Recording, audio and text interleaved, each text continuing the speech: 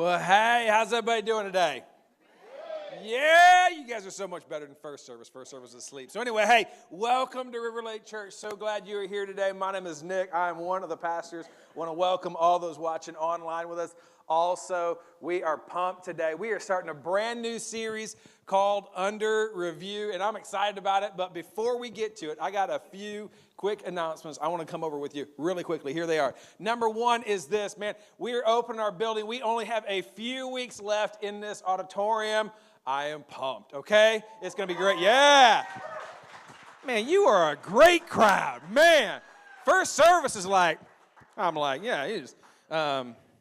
Probably because they're still asleep. It's first service. Anyway, that's cool. But no, we got 2 new service times, though. We got 3 services now, so we're going to 2, 9 and 11. Going to give us a little bit more time. If you're here a lot, you know we have 55 minutes tight in, out, and we're going to be able to do some really cool stuff. So excited about our new service times and our new building. It's a great tool we're going to be able to use. With that said, I'm so pumped to announce, and we say this every now and then, we have over 140 volunteers who serve in some capacity at our church. It's incredible. We actually have more volunteers who serve at River Lake than most churches have in their church. And so I'm so grateful for you. What I want to challenge you or encourage you or just let you know about is if you serve right now, you've got to pick a service time. Because if you show up at 8:30 at the new building, we'll be there. It just ain't going to be, we're going to start like, oh, that's cool. All right. Like sit back, have a cup of coffee, I guess. So we need you, if you serve and you plan on serving in a new building, to let us know. There's signups out there. We're also going to send an email out this week to kind of do some stuff. Let us know which service you'd like to serve in, whether it's 9 or 11. If that's too big of a decision, if you're like, Nick, I need to pray about that.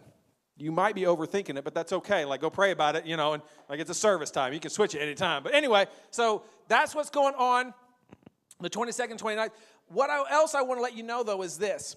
Volunteer training. So if you serve, you get a special treat. We're going to be doing some training inside the building. You're going to get a first look at the new building before anybody else will. We're going to let you walk through it. We're going to do training on site. And so that's going to be the 14th or the 16th. It's mandatory because we're opening up a building and we want our best foot forward. So we need you to pick one of those days to let us know when you can serve, when you can show up and go through the training. It's going to be awesome. I can't wait. It's going to be great, but we need to know just for child care and things like that. So anyway, May 14th or the 16th, whichever one, pick a date. It's awesome. I'm pumped. Are you ready to go? Yeah. All right. Hey, let me pray. We're going to get going. God, thank you so much for this day. Thank you for your church.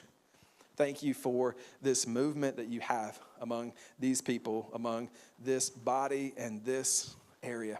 God, I pray that you would just move in us, speak to us, challenge us, motivate us, and inspire us to be who you called us to be in every area of our lives.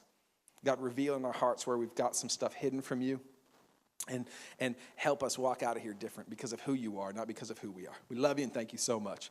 Amen. All right. Hey, if you come to River Lake Church, you know that one of my passions, one of my goals is every single week I stand up here. I work incredibly hard to stand up and give you a message that's encouraging, uplifting, and inspiring.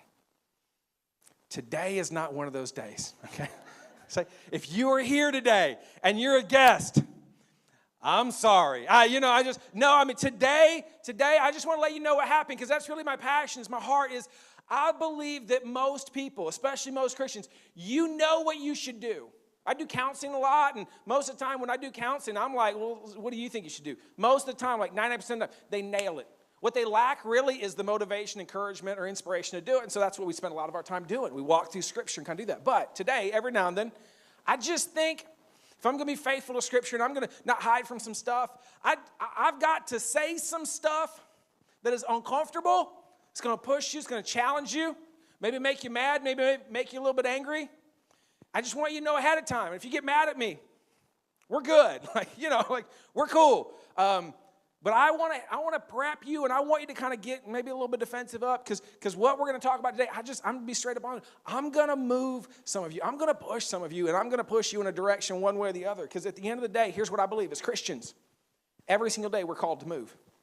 That we cannot stand still in one of the worst things in the world as Christians who get comfortable and complacent in their walk with God. So today, just giving you a heads up, very different kind of tone, very different kind of message.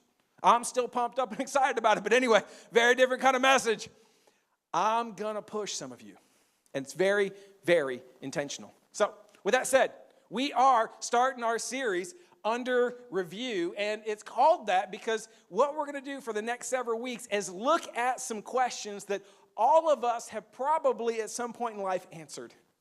We're going to look at some common basic questions, and we're going to answer them. And today's question is this: what is the meaning of life? Now, at some point, again, you've probably answered that question. You probably wrestled with that at some point. You've been down low or really up high. You've been frustrated or you've been really excited. Like at some point, you probably tried to wrestle with that. And the reason we're calling Under Review is because my fear is that somewhere along the way, we have confused the answer to this question, and we need to take a second look at it. We need to take our answer and put it under review. Because when we talk about the meaning of life, if I were to sit down with some of you and ask you all that, my assumption is I bet I would get about 50 different answers if I sat down with 50 different people. And really, there should be one answer that we come up with, one kind of focus. But my big tension as I've thought about this is this, that somewhere along the way, the American dream, which we all know what that is. It's bigger, better, stronger, more. We're awesome. We're amazing. It's about us. American dream. Somewhere along the way, that got blended with the Christian dream. And there are people who would say, yeah, I'm a Christian. Yeah, I believe in God. And they're walking around with some distorted, messed up, blended view of what Jesus would call us to and what America would call us to and what we would call us to. And today, I'm going to pick on you. I'm going to push you. I'm going to challenge you. I'm just telling you ahead of time. I'm going to mess with your theology a little bit potentially, or I'm going to challenge you in an area that you are not comfortable with. And I'm going to do it very intelligently. And not intelligently. No, that was not intelligent at all. I'm going to do it very intentionally. And here's why. Because I was studying this week, here's what I realized. And I'm looking at what I'm writing, and I'm realizing, man, I'm going to push some people. I'm going to make some people mad. I'm going to challenge. I'm going to push them really hard. What I realized is if I was sitting where you were sitting, I would want me to say what I'm going to say. Because when we talk about the meaning of life, there's way too much at stake what we're talking about. There's way too much at stake with this issue, that there are certain topics that we can kind of walk around, certain topics we can tiptoe, and at the end of the day, you know what, we can disagree, but they're not really much at stake. But what we're talking about today, the meaning of life, literally everything hangs on this. And so if you're wondering why am I pushing and what's the deal, it's because if I just ask the question, if I were sitting where you were, what would I want me to say? Today really is the outpouring of that answer. So, all that said, you ready to go? Yeah. First service went. Literally no one answered. I was like, you ready? And it was like, anyway, so it was super motivating. I was really pumped. Anyway, so today, if you got a Bible, you can open it up. We're going to look at Ecclesiastes quickly, a lot quicker than first service. We're going to run through that, and then we're going to head over the New Testament. But we're going to start in a book, Ecclesiastes, and let me just set it up for you a little bit. Ecclesiastes is written by a guy named Solomon. Now, he was at the time considered the wisest man ever to live. He was at the time considered the richest man to ever live, and he was at the time considered the most powerful man to ever live. He was the total package, the TP, okay? He was the smartest, the best, the fastest, the richest. He was everything. And he writes a whole bunch of stuff. And at the end of his life, he has pursued everything. At the end of his life, he writes this book, Ecclesiastes. And it's, just to be very honest, the most depressing book you will ever read in your life, okay? Like you read it and you're like, because he comes to this conclusion that we're going to look at today. But before he gets there, he lists, and we're going to walk through them really quickly. He lists everything that we pursue. He lists the American dream. And he comes to a conclusion that I want to sit with today, that I want to unpack with us today and do that. So if you've got a Bible, Ecclesiastes 2. If not, we're going to hit these really quick. So here's what he says. He says, listen, I pursued all things. And he says, verse 2, laughter. I pursued laughter. I pursued enjoyment. I pursued entertainment. It's the trips that we take. It's the things that we pursue. It's the experiences we have. It's the movies we go see or buy or rent. It's the music we download. It's the places we go for the weekend. It's the flights we go, the overnight stays. It's everything. That laughter. I pursue pleasure and enjoyment. That's many of us. Number 2, he goes on, verse 3. He says, I cheered myself with wine. I drank a lot. I thought, you know what, I'm going to alter my mind, and we do that again all the time. I'm going to do some drugs. I'm going to hit this. We see in different places, Hollywood's a big thing when you have excess of everything. What is big drug problem? Alcohol is a big problem. Why? Because we pursue it. It's like, oh, I just want to feel good. I want to run down that thing. He goes on, if that's not your issue, he says, listen, let me tell you what else I did. I undertook big projects. I built big houses. And again, in our culture, look at that. Think about it. 60 years ago, we had small 3-bedroom, 1-bathroom houses, and mom and dad or grandma and grandpa had like 14 children, right? And now, just watch HGTV, right? It's like I've got a girlfriend and a puppy, and we need a 14-bedroom house with 7 bathrooms. Like, but it's okay. We've got the budget because I sharpen pencils. It's perfect. Like, it's great, yeah. But he says, listen, I did all that. I got a bigger house. I got more stuff. I got a better car. I got more things. He goes, I did that too. That's cool if that's your issue. He goes, I did that. He goes on. He says, I got gardens and fruits and reservoirs of water and groves. He goes, listen, I had the best food. And again, the American, like we have so many restaurants. We spend so much money on food. If you want to anger yourself ever, just record how much money you spend on fast food in a month. You'll be shocked. You'll be like, wow, I could buy that car that I want. I could get a different house. I could do something radically different with it. But he says, listen, I had all the choice food. Listen, food wasn't an issue. I ate the best food. Matter of fact, in some of the scriptures, it says I imported food from other countries. I had the choicest, the best food there was. He goes on, if that's not your issue. He says, listen, I did other things. I had a whole bunch of money. That's pretty much what that says. I was powerful. I had money after money after money after money. I was a multi-billionaire. Nothing I couldn't buy, nothing I couldn't do. If I wanted to do it, somebody would do it for me, or I would get it. I had plenty of money. And again, in our culture, American dream, I just want more and more and more and more and more. I want to become a millionaire. I want to become a billionaire. I want to get a better job. I want to do this. Why? Because it's just, I want more. And again, there's a lot of Christians who struggle with that. That pursuit down of, I just want more and more and more and more and more. He says, I've been there. I've been there. He goes on, if that's not your issue. He says, I acquired female singers and a harem. Harem's a fancy word for like a whole bunch of women he slept with. He had over 900 women he slept with. That's a lot if you're not curious, okay? Just so we're clear, you're like, is that a problem? Yes, okay? And if you ask that question, we should talk at some time, okay? Yeah, it's a problem. Like, he's like, yeah, I had 900. Sex, pursued it. Women, pursued it. Conquests, got them. I've been down that road too. Because there's some people in here, that's your deal. That's your meaning of life. I just want to see how many people I can sleep with, how many notches on a belt, how many people I can sit back and go, got them. He goes, I went down that one too. He goes on. I became great by far than anyone in Jerusalem before me. I was awesome. Everybody looked up to me. Everybody said, oh, must be nice. Must be nice to be Solomon. He's so powerful, so rich, so influential, so smart. Here's what he says. I said to myself, come now. I will test you with pleasure to find out what is good, but that also proved to be meaningless. Writes this whole book. And if you read it, it's 12 chapters, this incredible book.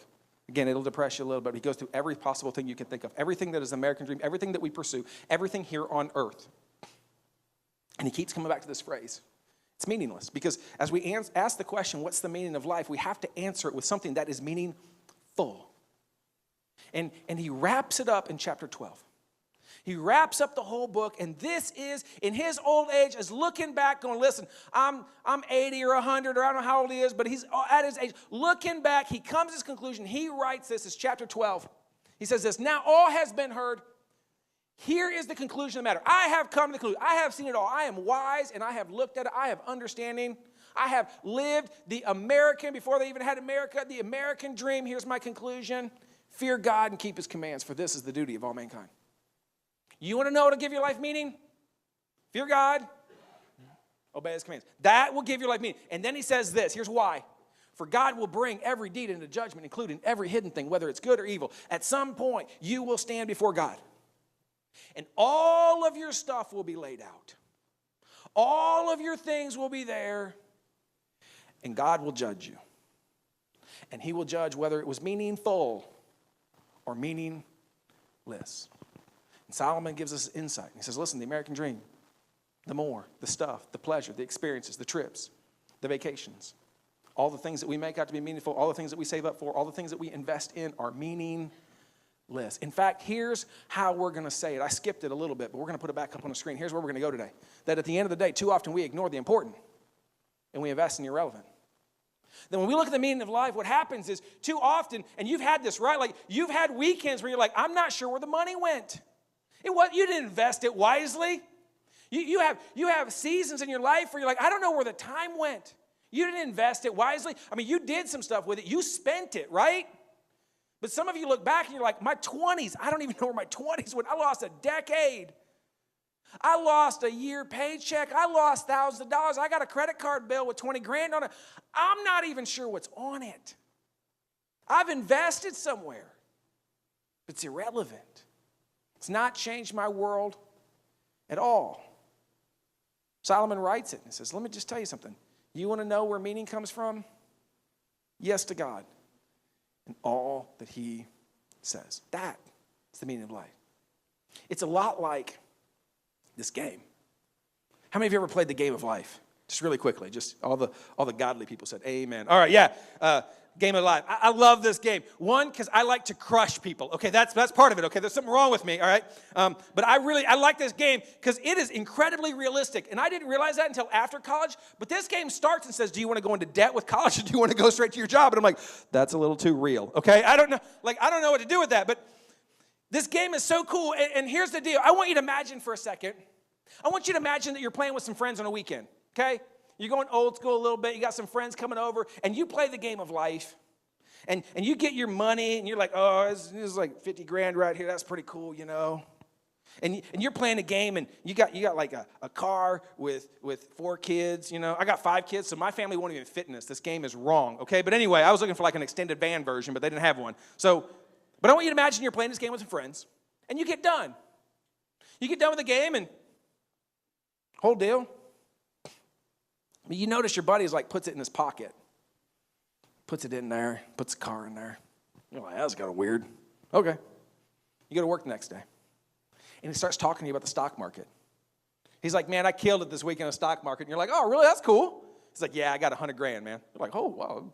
That's really? Like, you 100 grand? Yeah, invested 10 grand, nailed it. This weekend, just grew 100. I got 100 grand. Plus, I got a brand new purple car. It's awesome. I'm like, okay. How'd you do that? I put 10 grand on number 7, and people kept spinning it like crazy. It was awesome. I just, let me just show you right here. And he pulls out this money. He's like, man, look at it. It's awesome. What would you think about that person? First off, I would step away from them.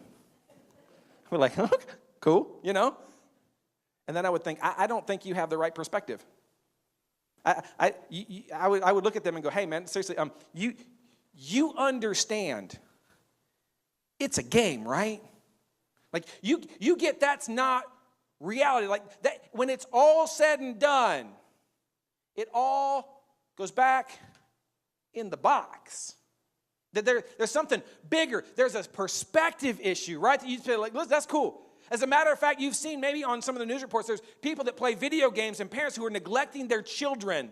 Why? They're neglecting their bigger responsibility. Why? Because they're so engrossed, they're so ingrained in a game. And just as hopefully you would look at your friend and be like, I think you missed it. I think God writes in Scripture and says the same thing to us, but with this world. I think he looks at us and says, no. Yeah.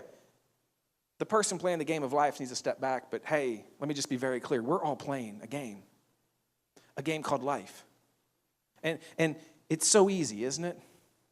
It's so easy to be in this game and go, no. If I just had a new car, then I'd be fine. If I could just, I'm playing this game and come on, God, just give me 6. And if I get that stock market and man, my car's empty. If I could just get a kid, if I could just have one more kid, then my life would be okay. Or if I could just get a little bit of money, I'm struggling here. If I could just get that job. I mean, he's a doctor over there. And it's so easy, isn't it? It's so easy to forget that this is temporal. That this world right here is temporal. And some of you, you're a little older, and you're realizing that right now, right? You're at an age right now where your time has flown by. Your money has gone by. And you have a different perspective. Maybe you're a little bit closer to Solomon. You're realizing, you know what? I'm not long for this world. It's short. And at the end of the day, God's given us this warning. Through Ecclesiastes and through what he says that we're going to read in a few minutes, he says, listen. You can spend your whole life playing a game only to die, only to face judgment before God and come up empty. Yeah. Some of you are walking around, you got brand new cars, you got brand new houses, you got a boat, and you got trips, and you're going on all this stuff, and that's cool. Let me hear my heart in this. That's awesome, actually. Some of the most godly people I know are the richest I know, and some of the worst people I know have nothing. Has nothing to do with your bank account, has nothing to do with your stuff. Man, enjoy the game. Just don't invest in it. Enjoy this life. Just don't make it life. Step back and understand there is something bigger going on right now, and one day we're all going to die. 100 out of 100 people die. It all goes back in the box. Jesus says it like this. He is talking to his disciples thousands of years later after Solomon said this. He says something very similar but a little bit different. He says this. Then he called the crowd to him along with his disciples. He said, whoever wants to be my disciple must deny themselves and take up their cross and follow me. There's a whole lot in this verse, but here's what I want you to see. In the Christian world, in a lot of churches, in a lot of places, what I see is a lot of people walking around going, Nick, and they'll ask me, Nick, is there a verse against it? You know, basically saying, hey, I want the 10 Commandments. Okay, don't do that, don't go there, don't look at that, don't eat that, don't do that, don't do that. And then everything else is free. Everything else is good. Like if there's not a verse against it, go for it. If God's not against it, he must be for it, go. And that's the Christian, that's the American dream. That's like, just build it bigger, more, bigger, faster, stronger. Let's do it. Jesus has got a crowd around him. And I love the fact that as you read the Gospels, and maybe you never noticed this, the bigger the crowd, the more offensive Jesus becomes. He is incredibly compassionate to one-on-one. He's got a crowd around him. He says, oh, yeah, you want to follow me? Okay, cool. I'm going to weed out all the people that are serious or not. I'm going to walk through. I'm going to make it very clear and obvious who really wants to follow me. Who's following me because of the free stuff? American dream. Or who's following me because they really believe that I'm God and can breathe something bigger, something better. A bigger game is at stake here. He says, you want to follow me? And they're like, yeah, cool. Deny yourself. That's a different level. That's a whole different thing to live a life of denial. Because we want a life of pleasure. We want a life of comfort. We want a life where we're sitting back and we're getting the new cars and new stuff and everything like that. And again, there's nothing wrong with the stuff, but if that becomes what you're investing in, if this is what your life is about, if this is what you focus on, if this is what you brag about, this is what you find your identity in, all the stuff that you have, Jesus says, listen, you're living the wrong life. That's not the life I've called you to live. You're called to live a life of denial. And that doesn't mean give all your stuff away. That's not what I'm saying at all. It does mean you walk with a sense, a perspective, where you're asking the question, God, is there something that I'm holding on too tightly to? God, is there something that I'm investing in here on earth that has an earthly investment, but really in the big scheme of things is irrelevant? And God, is there something else you want me to invest in? Are you living a life of denial for Jesus? Or are you walking through life going, no, Nick, there's nothing wrong with it. I got all of it. I got it, all of it. I went to, so I'm going to share a story. I got time. I went to a salvage place. Like, I love going to salvage food places, okay? So that's like one of my favorite things to do. It's weird. I know. It's okay. You can look at me weird. That's okay. I don't know why. I just do. Like, my wife is like, you're nuts. I'm like, yeah, but I'm also cheap. So it's great. It's perfect. Like, it's a great thing for me, you know? And I did this thing, and it was so wrong because I completely blew our budget, and it's so easy to do. But we were walking through this place, and they had, like, pure vanilla extract, okay? So if you know what that is, like, that's expensive stuff, okay? And I've got a 9-year-old daughter who likes to cook and is not good, okay? So we go through stuff, you know what I'm saying? And we saw it, and it's expensive stuff. They had jars of it. It was $1.25 a jar. It was only like $5 or $6. No joke. I went, gone, all of them. 17 bottles in my house right now. If you need some vanilla, let me know. I can hook you up, okay? So, but it was crazy, and my wife was looking at me going, you just spent $33 on vanilla. Like, it was just, she was like mad at me. I blew the budget, whole deal. Like, yeah, but I'm going, no, this is an investment. It's not an investment, just so we're clear. It's an investment here and now, but at the end of the day, who cares? It's so easy to get caught up in the moment, isn't it? Because where you spend your money and what you do with your stuff and where you go with your time, that becomes what you really ultimately invest in. And right now, apparently, I have stock in vanilla. I don't know why, but I do. I was so worried of missing out I took it all. I feel like sometimes that's how I live my life as a whole. I feel like sometimes that's how we live our lives as Christians, that we're so worried about missing out. We're so worried about controlling things that we just hoard it in and we live a life of scarcity. When really God's blessed us abundantly. What are you denying yourself? Verse goes on.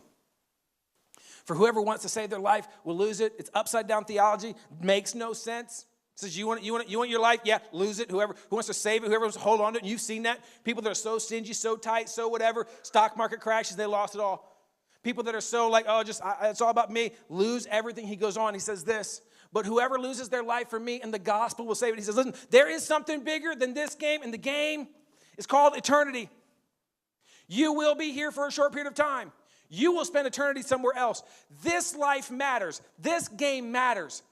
What we do here matters. And what we consume and invest in here isn't eternal, but what we can invest in as far as the gospel in can impact the eternal. You can say things to people and share the gospel. You can give things to people and share the gospel, and it affects their eternal salvation. What you do, what you say, what you give to. You can live a life. And God says, listen, there is a different kingdom, an eternal kingdom that matters eternally. Which are you living for? He wraps it up with this. What good is it for someone to gain their whole world, yet forfeit their soul?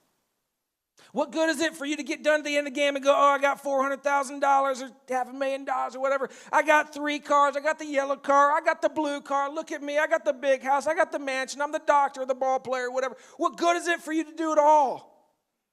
At the end of it, stand before God. And God's like, yeah, you blew it. You invested in the wrong thing. You invested in the irrelevant. Who cares about that? It's literally here today and gone tomorrow. It's not eternal. So, with the remainder of our time, here's what I want to do. This is where I'm going to push you. Because up to this point, it's been like, okay, cool, yeah, whatever. Here's where I'm going to push you. Here's where I'm going to challenge you. Because I thought about it this week. There's really only 2 things that you have to give and invest in, okay? I mean, you have really just 2 things. Number 1 is this, it's your time. It's your time. You can invest your time, right? And we even say that. We say, hey, here's how I spent my time. It's an investment, your time. And what I want you to know is you were called to serve. You were called to give back to other people. You were called to invest, if you're a Christian, to invest your time in other people. That's what you're called to do. That's your right. And again, you're going to have to deny yourself some stuff. You might have to miss a weekend. You might have to get up early on a weekend. You might have to do something else. I get all that, but that's what you're called to do. You want to know the meaning of life? Give. Give of your time. Give it away. Paul writes this thing, and he says it, and it's so just pointed. Here's what he says. He's writing this thing, and he says, you, my brothers and sisters, were called to be free. Meaning, if you're a Christian, you're free. You can do whatever you want. You're good, okay? It's not a have to. It's a get to, what he's about to say. You are free. But do not use your freedom to indulge the flesh. Rather, serve one another humbly in love. Your job, your role is to serve other people. Period. Your job. One of the ways that you communicate love to somebody, whether you care about them, whether you like them, whether you even know them, is what you do for them. Paul writes this. He says, listen, yeah. You're free to do whatever you want. But don't waste it on yourself. Don't invest in something that really doesn't matter, that really is not going to impact God's kingdom. Don't do that. What that means is where I want to challenge you is I want to challenge you to serve. To serve here in this church, the local church. It's what Jesus died for. Jesus was all about the church. That body of people, not the building, but the body of people that are trying to change the city. Serve here. Because here's what we say at River Lake. If you're a guest and you're here today and you've been here 2-3 weeks, whatever that is, I don't know. If you still feel like a guest, that's cool. We'll call it even. I want you to feel like our VIP. We're so glad you're here. We really are. Matter of fact, we started this church so that you could walk in, and from the parking lot to the moment you got seated, you would feel welcome, loved, accepted, and just overwhelming joy that you are here, no matter who you are, where you are, how old you are, or what you look like. That is our goal. If you're a guest, we want you to feel like a VIP. If you serve, if you're a volunteer, we want you to feel incredibly honored. It's why we give away stuff. It's why we have Volunteer Month. It's why we give away T-shirts. It's why we have training. We want you to feel incredibly honored. Here's where I'm going to push some of you. If you're in between, I want you to feel incredibly, incredibly uncomfortable. If you're here today and this is your church, because at the end of the day, what Paul says is saved people serve people. You can't be saved and not serve. That's what they do. Jesus heals his mother-in-law. His mother-in-law of all people. Are you kidding me? If you're going to let somebody go, anyway, sorry. We'll clip that out later. I shouldn't have said that. Anyway, no, but he heals his mother-in-law. What's the very next verse? She got up and served them. Why? Because saved people serve people. And what happens is in the church, what happens is we get really complacent, we get stuck. And so if you're here today and this is your church and you don't serve, I'm just going to tell you what I want you to feel. Incredibly uncomfortable. I want you to walk by the people that are out in the cold at 6:30 in the morning waving, and I want you to feel uncomfortable.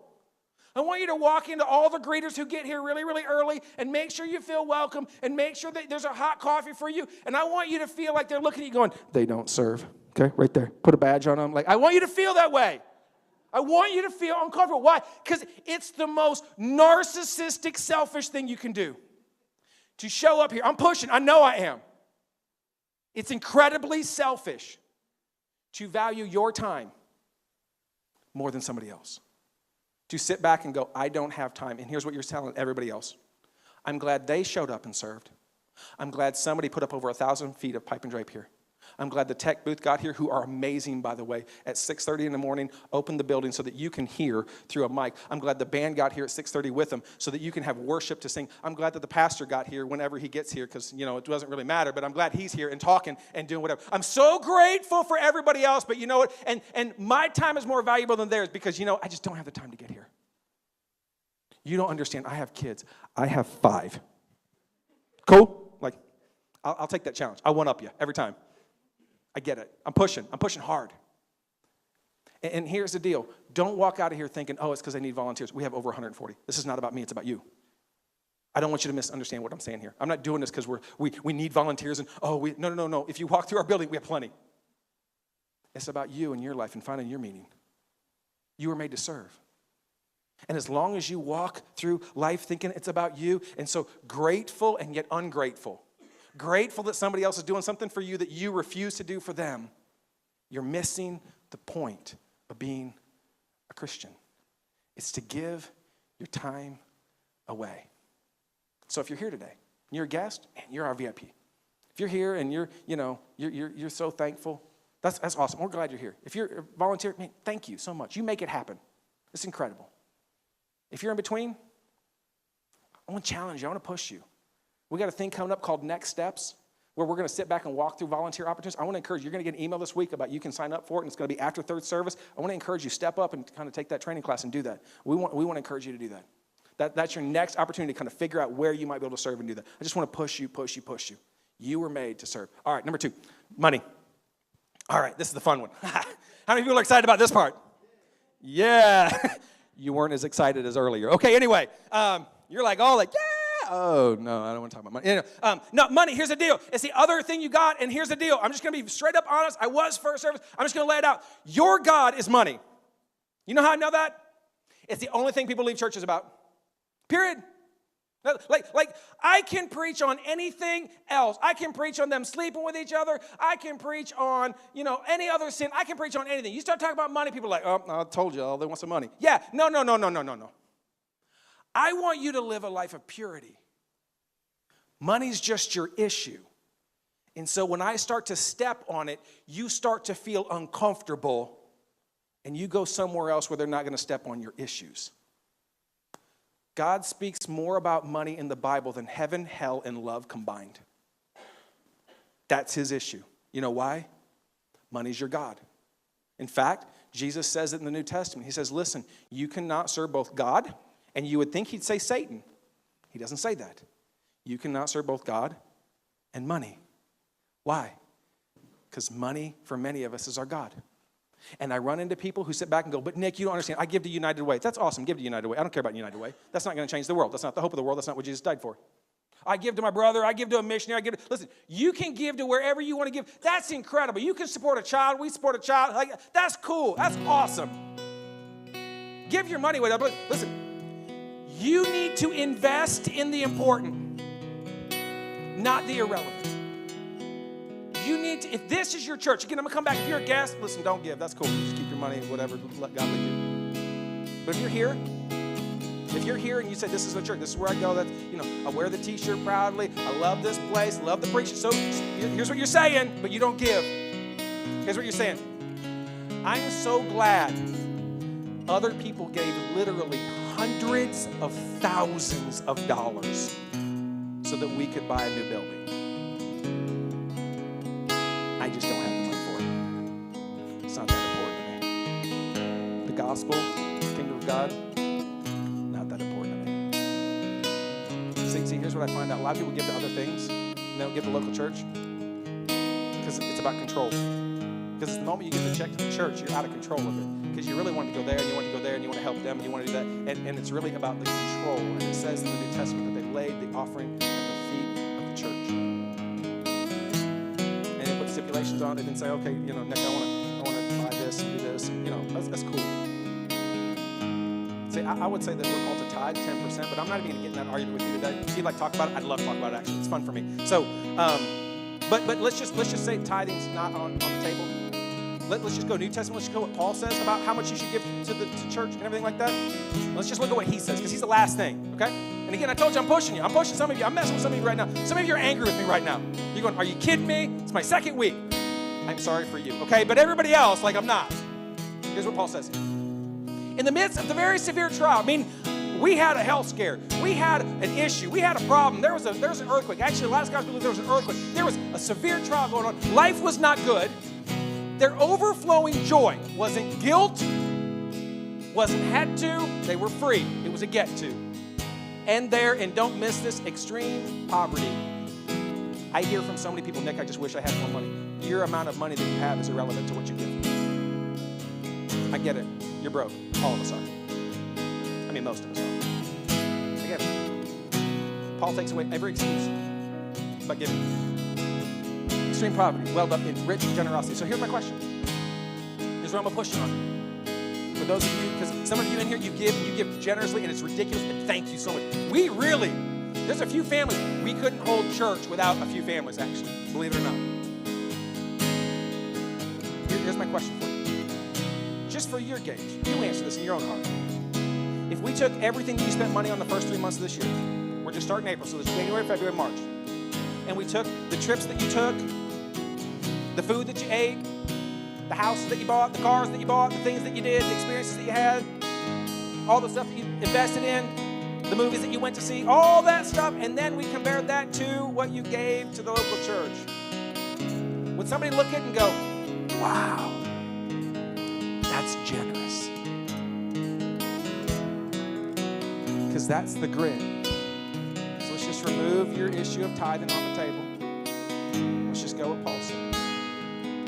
Would they look at you and say that you're investing in what God said was important? Not this world, not this life, not this thing, but the eternal, the impact of it. Are you investing in the very thing that Jesus died for, the local church? Because again, some of you are so glad. You're so glad that people are here to pay for the sound equipment so that you can hear everything, and the speakers and the new buildings and the chairs. And you're just not willing to invest in it yourself. Because for all of us, it's so easy, isn't it? It's so easy to ignore the important. And too often we miss and we invest in the irrelevant. I want you to stand with me. I don't know where you're at today. I do know I'm over time. So, my challenge to you is this. Wherever you're at, what's your next step? For some of you, it's to start giving. You got to sit back and have a hard conversation with your finances, because you're here, but you're not here. Like, you're present, okay? And you're kind of grateful, but you're not generous. You're saved, but you're not serving. It's all about you. You're living a very narcissistic, Christian life. You need to understand that both Jesus and Solomon, Old Testament, New Testament, spoke and said the meaning of life is giving it away. The meaning of life is sending it to somewhere else. The meaning of life is there is something bigger than right here, right now. There is an eternity, and what we do here matters. What we do here counts, and it can impact somebody's eternal future. So I don't know what your next step is this week, but I want to encourage you to take it. Step into serving, step into giving, step into the life that God has called you to be, because we're about ready to open a building, and we're going to flip this town upside down. And today is an invitation. It's not an obligation. There you go. Today's not an obligation. You're free. It's an invitation to spend your life in a way that you get done with it and look back and go, wow, I was generous. My life made a difference. Let me pray for you. We're going to dismiss. God, thank you so much for your generosity towards us. Thank you for the gift of your Son. Thank you for the gift of salvation. Thank you for the gift of the local church. I pray that you would move in us, that you would challenge us, that you would help us. Maybe be a little bit disturbed, but okay with it. Maybe that's what we need, God, that we need to be a little bit uncomfortable in our walk with you, that we've gotten a little bit stagnant, we've gotten a little bit selfish, we've gotten a little bit about us, and that's okay as long as we move back into you. God, help us come to the altar of our hearts to repent and to start to invest in the important. God, would love you. We thank you so much. Amen. Have a great week. We'll see you next Sunday.